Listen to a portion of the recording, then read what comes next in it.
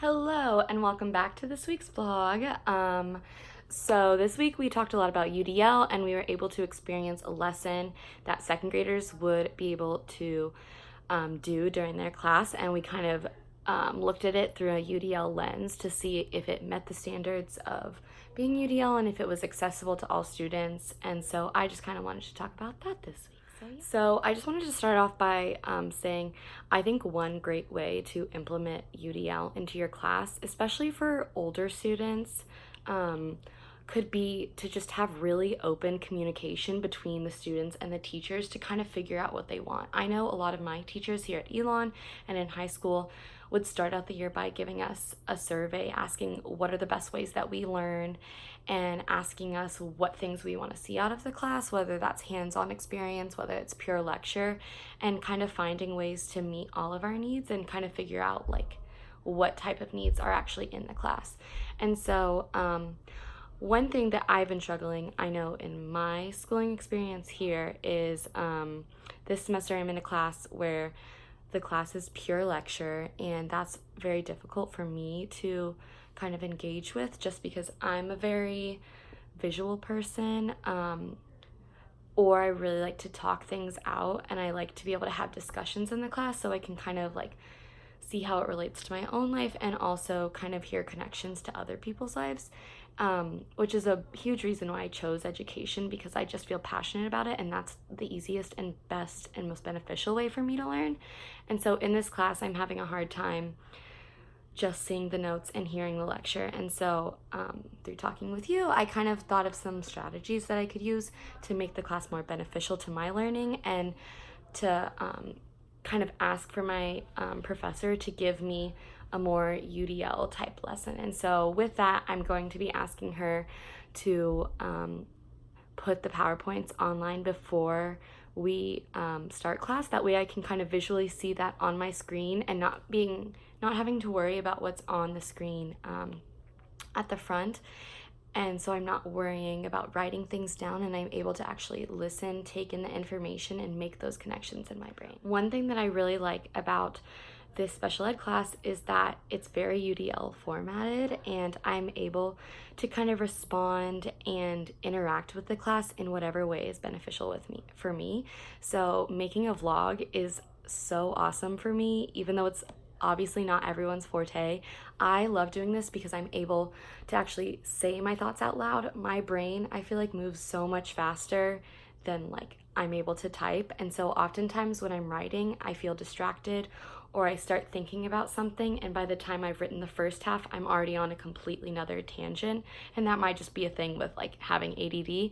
However, being able to speak about what I'm thinking is a much better way for me to actually take in information and know that I'm getting the most out of the information and understanding it to the best way. I also really like doing the ice cream project that I talked about earlier in the class, because it was a really cool way for me to be able to see like what little small ways you can actually implement like a UDL type of lens into a lesson by adding visuals so that students are able to kind of see this visual and know automatically, oh, I know this means the pencil means I'm going to be writing. Oh, I know this computer means that I can look it up on my computer if that's best for me.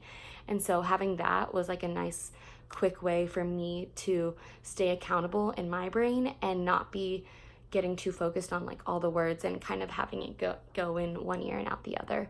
And seeing that was really beneficial to me. I also really liked that it was hands-on. I know some students that would be very stressful and like very messy and not something that they like, but for me personally, that was really awesome.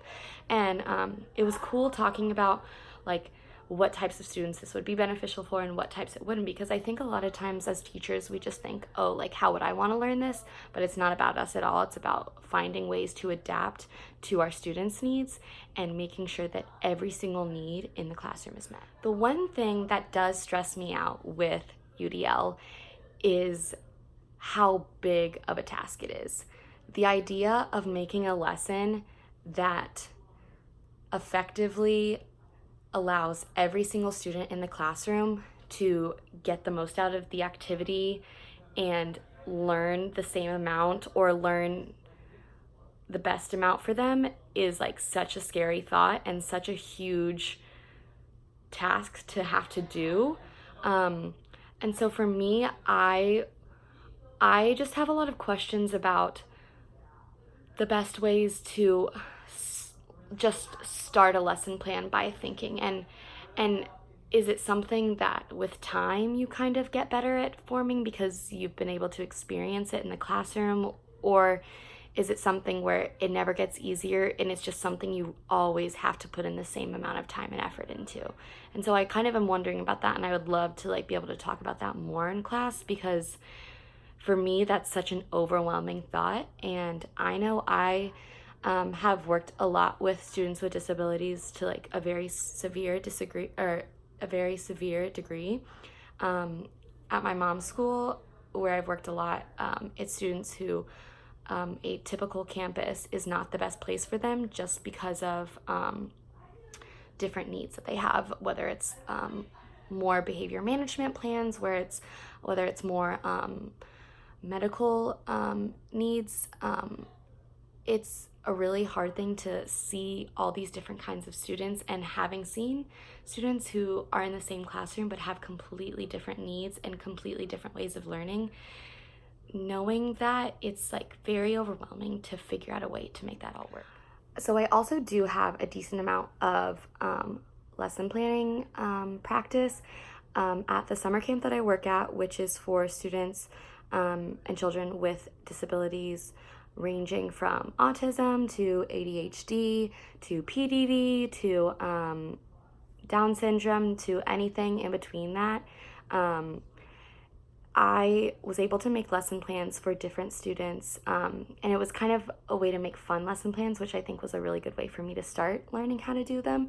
And we would do things like crafts, social learning, like learning about behaviors, learning about other people's feelings, and learning how to kind of navigate that, since that can sometimes be a struggle for students with disabilities.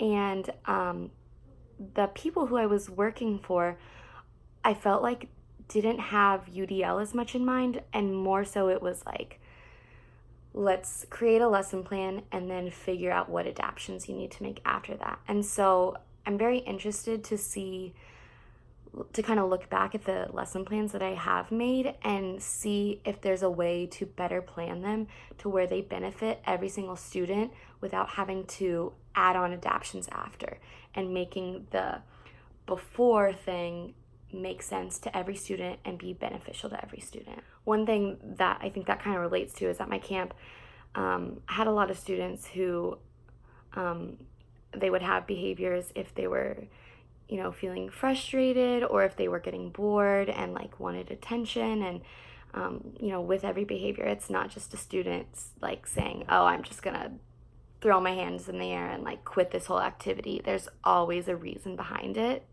Just like every single person, everything that we do has a motive behind it, whether or not we acknowledge that. And so looking at that, we use a lot of strategies to help make sure those behaviors don't happen, rather than ways to fix them if they do happen. And of course, not every behavior is able to be stopped. Sometimes they're just like either sensory triggers, or there's a student who gets in a fight with another student because of losing a game or something along the lines of that. But finding ways to prevent those behaviors from happening has been a really useful tool for me to see how my students are learning. And I think that kind of goes with UDL, because UDL is finding a way to, before you need to even make these adaptations, find out a way to make it to where it works for every single person. And so like in summer camp, one thing that we would work on is like if we're playing a game and like another kid takes your piece, or another kid pushes you in line, like before that even happens, we talk about what's a good thing to do if this happens. Like how will that make you feel? But what can you do to acknowledge those feelings but not act out in a way that's going to be harmful to yourself and to others? And so using those things is beneficial for me to help my students. And I think using UDL could be another really great preventative strategy to having students who aren't feeling challenged by the work, who don't feel like they're able to complete the work, and kind of meet every student at their need. So thank you for watching my vlog. I'm excited to see you Tuesday, and I hope you enjoyed it. Thanks. Bye.